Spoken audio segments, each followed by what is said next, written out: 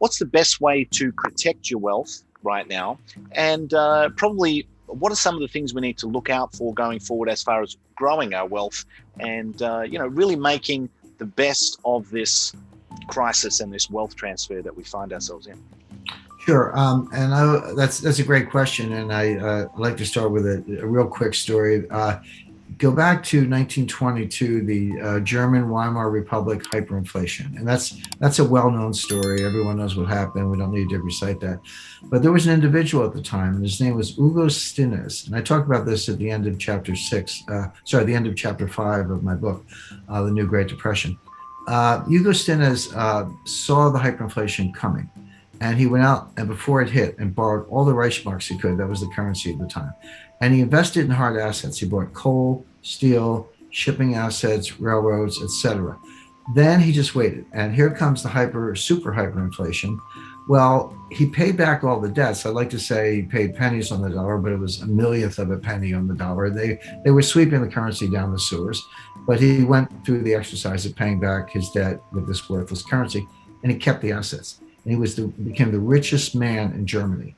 And I don't speak German, but his nickname was the Inflationskönig, which means the inflation king. So the point of the story, and it's a true story, you can look up Hugo Stinnes. The point of the story is even in the greatest hyperinflation in the history of developed economies, in the history of the world, this guy became the richest man in Germany because he saw it coming and he did the right thing. So the point I make to investors is that you're not helpless. We're in hard times. They may get worse in some ways, but you don't have to curl up in the ball. There's always something you can do to go out and at a minimum preserve wealth and even better prosper and make some money. So let's get specific about that. The first thing, and I hate cliches, this is going to sound like a cliche, but it's important to explain what it means, is you need to have diversification. Now that sounds obvious. Every economics teacher will say you have to diversify your assets, but people don't really understand it. I've run into investors and they say, well, I'm highly diversified. I've got 30 separate stocks in 10 sectors. I've got semiconductors, consumer non-durables, utilities, et cetera. And I go, no, you're not diversified. You may have 30 stocks, but you have one asset class. It's called stocks, and they go up together and down together, and you're not protected at all. So by all means, have a slice in stocks. That's fine, but I recommend a significant slug of cash. And people go, well, cash has no yield, and why would you have cash, et cetera? But cash, first of all, if we have deflation, not inflation, cash could be your best performing asset because the real value of cash goes up in deflation. Your money is worth more, even though there's no yield, because it has more buying power. But more to the point, here's what's not well understood. Cash has embedded optionality. If you're the person, right now visibility is poor. We don't know exactly what's going to happen. I have a forecast, but you've got to really constantly update it. But as visibility improves, and we can see who's going to win the tug of war between deflation and inflation, if you're the person with cash, you can pivot. Maybe you want to buy more gold because here comes inflation, or maybe everything ends well and you want to buy more equities instead. Well, you can do that if you have cash. If you throw all your money in private equity, and you decide that's not such a good bet, good luck getting your money back from Henry Kravis. I mean, he's a great private equity manager, but he's not going to give you your money back early. You're stuck. So it's a good idea to keep some cash in reserve. Beyond that, some alternatives, some room for private equity, room for venture capital. I highly recommend residential real estate in what I call go-to locations. Let me just explain that briefly. Right now, we're seeing it in the United States, but I don't doubt you're seeing it in Victoria and Melbourne and elsewhere. People are getting out of the cities. I mean, cities have always been a trade-off. On the one hand, there's noise and pollution, a certain amount of crime and high taxes and all that. But on the other hand, you have museums and cultures and great restaurants, and there's a lot of buzz, and people find it very attractive. And on balance, people have accepted the trade-off. They'll say, I'll take the excitement of the city despite the inconveniences. And they've always been magnets for talent, lawyers, bankers, artists, writers, other professionals, actors, etc. But now what's happened is we've got all the disadvantages, at least in the United States, the dearth and noise of pollution. Worse, murder rate in New York has doubled, suicide rates have tripled, drug abuse is up, et cetera. So we have the disadvantages are worse, but the benefits are gone. The museums are closed, Broadway's closed, et cetera. So people are just getting out of the cities.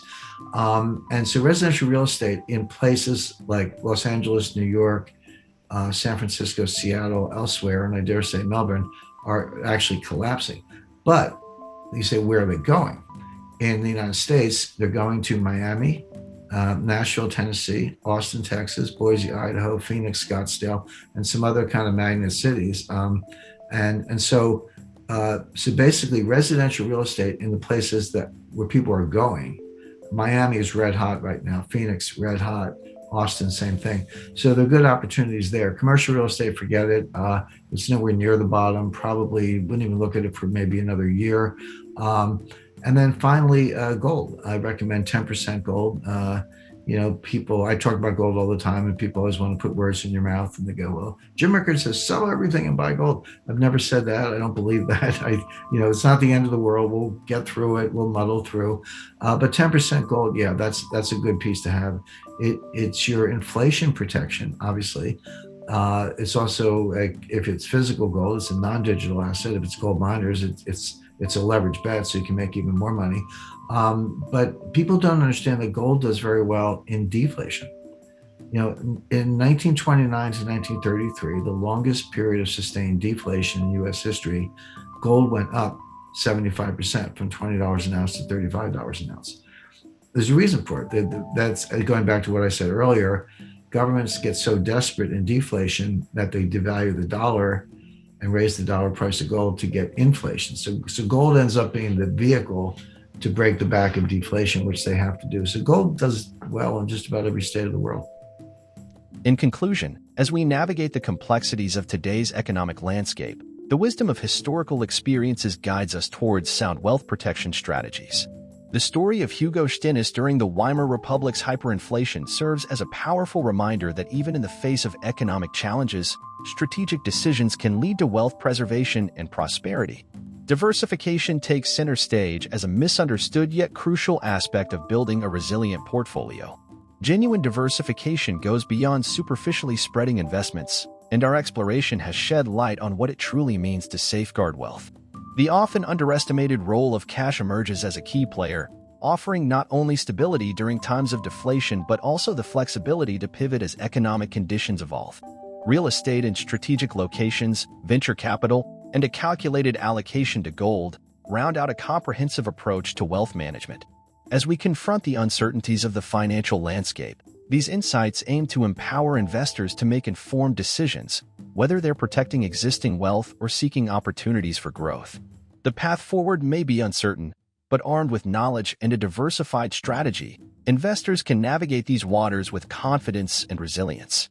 If you found value in today's insights and strategies for protecting and growing your wealth, don't forget to show your support by giving this video a thumbs up. Your likes and comments are not only appreciated but also contribute to spreading valuable financial knowledge. For more content on navigating the intricate world of finance, wealth management, and economic insights, make sure to subscribe to our channel. By subscribing, you'll stay updated on the latest analyses and strategies to help you make informed decisions in these dynamic times. Thank you for tuning in, and we look forward to having you as part of our growing community.